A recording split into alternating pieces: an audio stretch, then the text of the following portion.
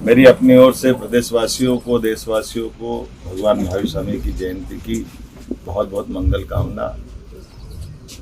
लगभग 2500 साल पहले ऐसे एक महापुरुष पैदा हुए जिनने अपने जीवन से जियो और जीनो दो के सिद्धांत के आधार पर एक अलग प्रकार से अपनी पहचान भी बनाई और सभी समाज को प्रकृति के साथ जीते हुए मूल हमारे जीवन का महत्व समझाते हुए जियो और जीने दो की भावना का एक तरह से पुनर्जागरण का बड़ा अभियान चलाया।